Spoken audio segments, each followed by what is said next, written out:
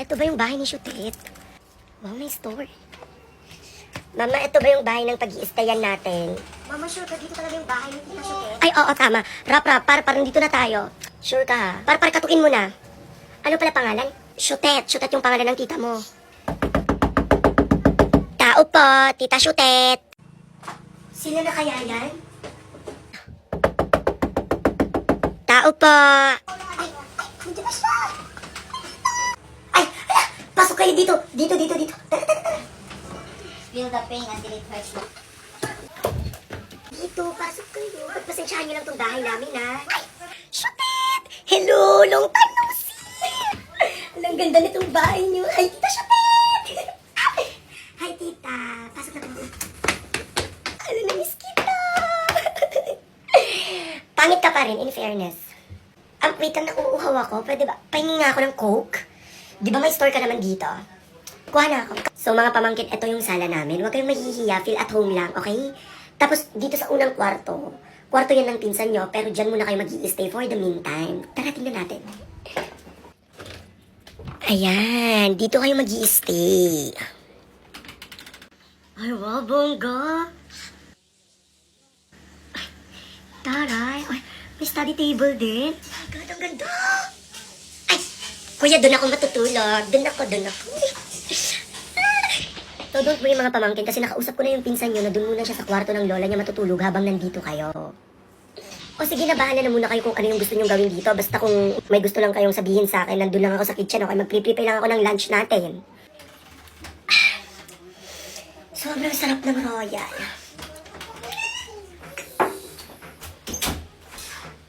Gusto ko pa. Isa pa. By the way, binuksan ko na rin pala yung aircon kasi alam ko namang hindi nyo alam magbukas ng aircon. Huwag kayo masyadong ma-ignorante dito, ah. Sige na.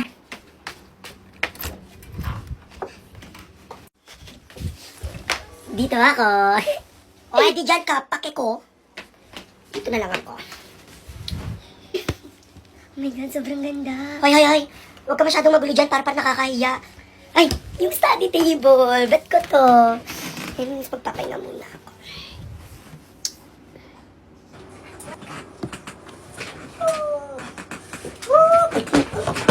Wala, ang cute. Sana all may ganito.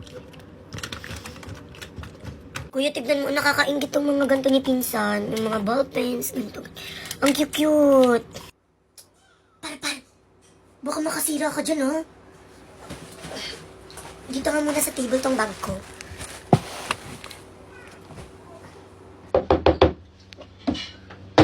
May kukunin lang ako.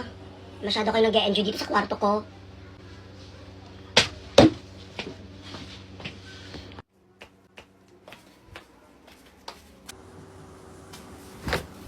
Ako patuloy yung nag-adjust sa inyong dalawa.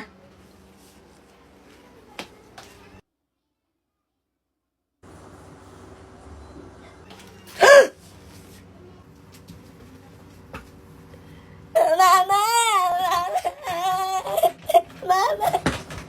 Nasaan na yung mga sharpies ko dito, yung mga ballpens, Mama!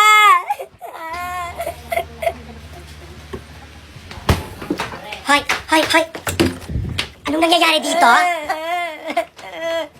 Yung mga sharpies ko dito nawawala. Abay, ewan ko. Ay, bakit mo kami sinisigawan?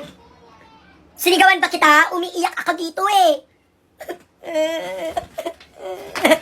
Mababagalitan ako kay mama.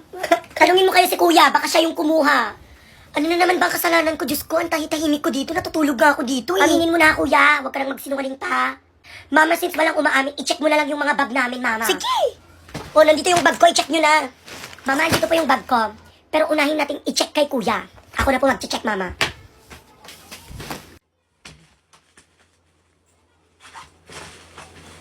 Ready ka na?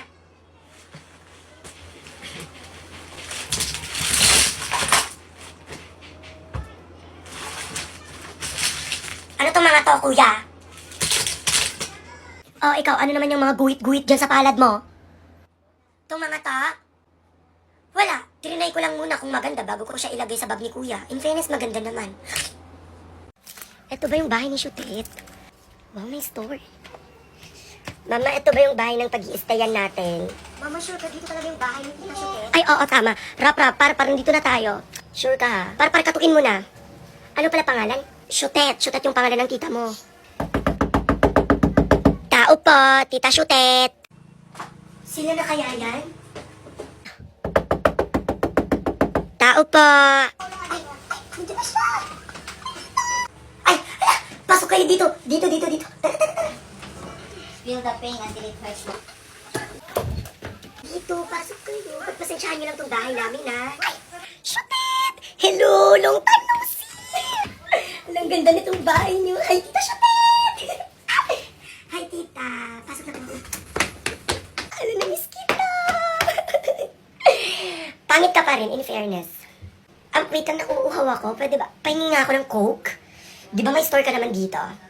Kuha na ako. So, mga pamangkin, ito yung sala namin. Huwag kayong mahihiya. Feel at home lang, okay? Tapos, dito sa unang kwarto yan ng pinsan nyo, pero dyan muna kayo mag-i-stay for the meantime. Tara, tingnan natin.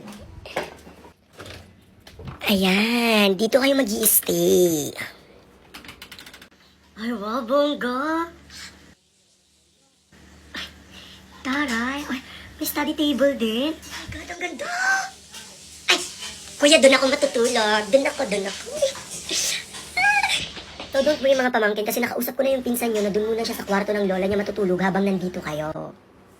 O sige na, bahala na muna kayo kung ano yung gusto nyong gawin dito. Basta kung may gusto lang kayong sabihin sa akin, nandun lang ako sa kitchen, okay? Mag-prepare lang ako ng lunch natin. Sobrang sarap ng royal.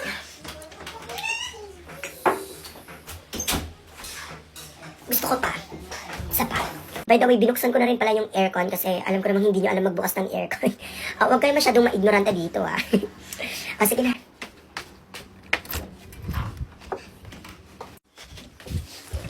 Dito ako. O, di dyan ka, pake ko. Dito na lang ako. Oh my God, sobrang ganda. Hoy. Huwag ka masyadong magulo dyan para nakakahiya. Ay, yung study table. Bet ko to. Anyways, pagpapahinga muna ako.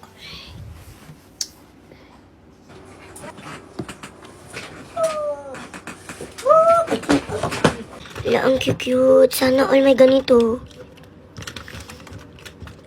Kuya, tignan mo, nakakaingit tong mga ganito ni pinsan. Yung mga ballpens, ganito. Ang cute. Par. Baka makasira ka dyan, ha? Dito ka muna sa table tong bag ko.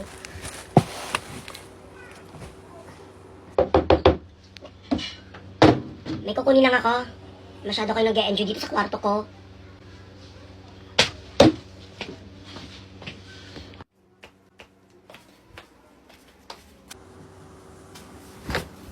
Ako patuloy yung nag-adjust sa inyong dalawa.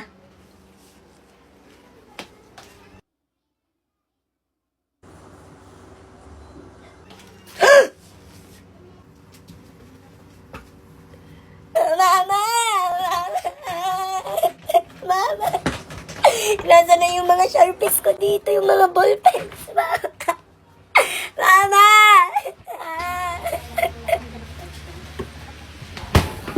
Hoy! Anong nangyayari dito? Yung mga sharpies ko dito nawawala. Abay, ewan ko. Ay, bakit mo kami sinisigawan? Sinigawan ba kita? Umiiyak ako dito eh. Mababagalitan ako kay mama. Tanungin mo kayo si kuya, baka siya yung kumuha. Ano na naman bang kasalanan ko? Diyos ko, ang tahitahimik ko dito. Natutulog nga ako dito eh. Aminin mo na, kuya. Huwag ka lang magsinungaling pa. Mama, since walang umaamin, i-check mo na lang yung mga bag namin, mama. Sige! O, nandito yung bag ko, i-check nyo na. Mama, nandito po yung bag ko. Pero unahin natin i-check kay kuya. Ako na po mag-check, mama.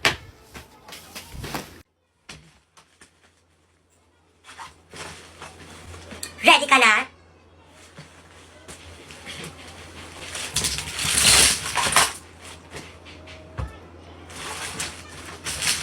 Ano tong mga to, kuya? Oh, ikaw, ano naman yung mga guhit-guhit dyan sa palad mo? Itong mga to? Wala. Trinay ko lang muna kung maganda bago ko siya ilagay sa bag ni kuya. In fairness, maganda naman.